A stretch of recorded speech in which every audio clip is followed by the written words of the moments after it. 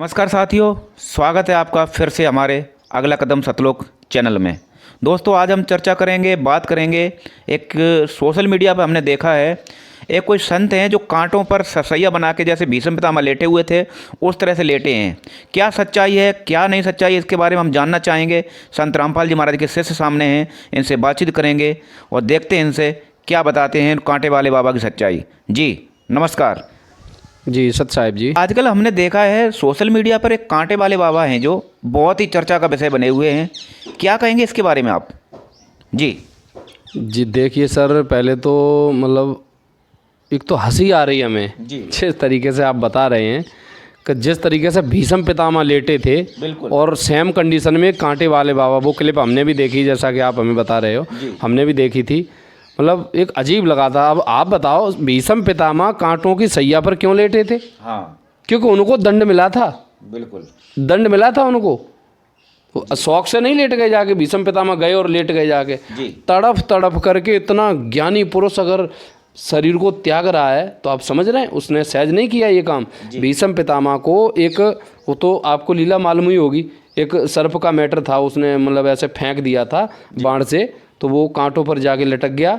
तो उसके बाद 2 मुँह का वो सांप था, जिसको अभी मतलब अपनी लोकल भाषा में अलग अलग नाम दे दिए। तो वो 2 मुँहा सांप उसमें तड़प तड़प के जैसे ही मरा, उसने श्राप दे दिया कि आगे जा करके भीष्म पितामह आपको भी ऐसे ही तड़प तड़प के मरना पड़ेगा। जी। तो वो तो खैर अलग ही मैटर हो गया। अब इनको क्या, कौन सा श्राप, मतलब क्या इनका प्रकट बन गया, क्या इन्होंने कर दिया जी। किसने श्राप दे दिया जो ये जिंदा में होते हुए भी कांटों पर लेट रहे हैं? जी।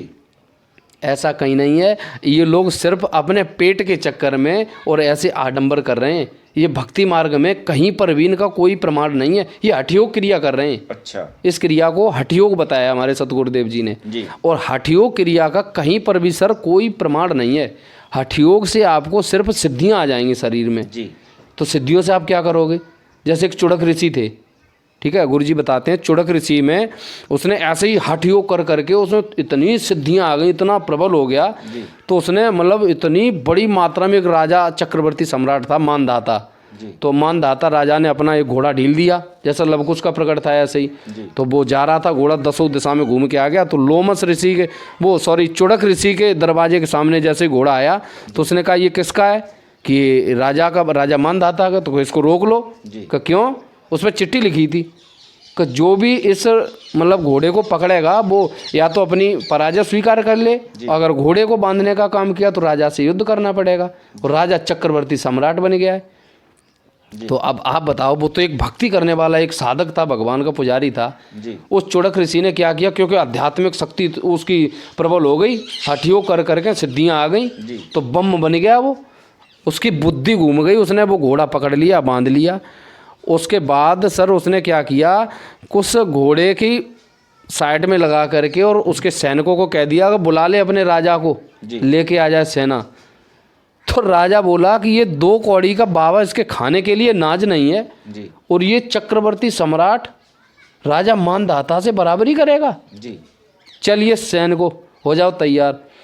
16 अछोड़ी, मतलब एक बहुत बड़ी मात्रा में वो सेना लेकर के आया। चारों दिशा में सेना ही सेना, जवान ही जवान सैनिक।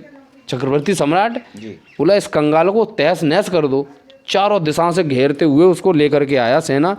तो वो संत ने क्या किया, उसने 4 कठपुतलियां ऐसे बनाई अपनी सिद्धि की दम पे, क्योंकि हठयोग से सिद्धियां आती हैं, भक्ति मोक्ष नहीं होता है इनका, दुर्गति होती है इनकी लास्ट में। तो वो बनाई और उसने मतलब ऐसे करके चारों दिशाओं में ढील दिए, आप इधर आप इधर, एक एक कठपुतली को एक एक दिशा दे दी। तो उस चक्रवर्ती सम्राट राजा मानधाता की जो भी सेना थी वो सभी का सुपड़ा साफ करती हुई एक ऐसी मतलब क्रिया वहाँ सिद्ध हुई, इन सभी का नाश कर दिया जाके। उस चुड़क ऋषि ने एक छोटे से मामूली से संत ने और ये गलत साधना करके उसमें इतना पाखंड भर गया, इतनी सिद्धियाँ आ गई, वो आइटम बम बन गया। एटम बम बन गया वो, और उसने उस राजा मानधाता की पूरी सेना का खात्मा कर दिया। फिर बाद में उसको क्या हुआ, वो कुत्ता बना। अगले जन्म में चुड़क ऋषि जो था वो कुत्ता बना, और मानधाता राजा की जो सेना उसने मारी थी वो सारे के सारे जा कर के और मतलब कीड़े बनते हैं, कीड़े। तो धीरे धीरे उसमें क्या होता है कि जब वो प्रकट आता है उसके बाद उसकी मृत्यु हो जाती, पूरा मतलब गेम होने के बाद उसकी मृत्यु हो जाती संत की, चुड़क ऋषि की।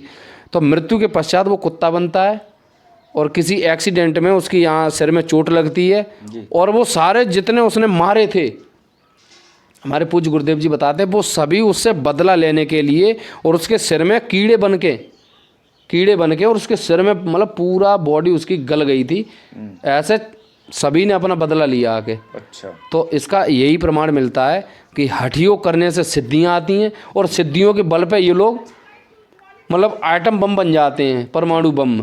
इनका मोक्ष से कोई लेना देना नहीं है। मुक्ति के मार्ग में इस तरह के आडंबरों से हट करके भगवान बिल्कुल सहज में मिल जाता है, परमात्मा बिल्कुल साधारण तरीके से मिलता है, ना कि पाखंड पूजा से जी। तो यही कहना चाहेंगे हम, तो ये सब भ्रमित करने का काम कर रहे हैं और इनका कहीं पर भी कोई प्रमाण नहीं है। ये सब एक ढोंग कर रहे हैं, डुम करे डुंगर चढ़े अंत्य झीनी झील जी, और जग जाने ये भक्ति करें।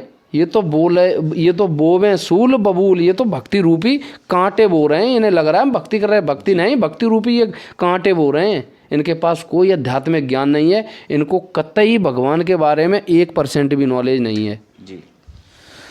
ये देखा दोस्तों आपने, संत रामपाल जी महाराज के जो शिष्य हैं उनसे हमारी चर्चा हुई है कांटे वाले बाबा के ऊपर, और इन्होंने बताया है कि जो कांटे वाले बाबा दोस्तों आपने भी देखा होगा सोशल मीडिया पर जो आजकल वायरल हो रहे हैं खूब, उनके बारे में सच्चाई बताई है। वास्तविक हमारी गीता क्या कहती है इस बारे में, हठयोग के लिए जो मना करती है उसकी बिल्कुल सच्चाई बताई इन्होंने। बाकी निर्णय आपको करना है, कमेंट बॉक्स में अपनी राय अवश्य दें। तब तक के लिए फिर मिलेंगे अगले वीडियो में। नमस्कार।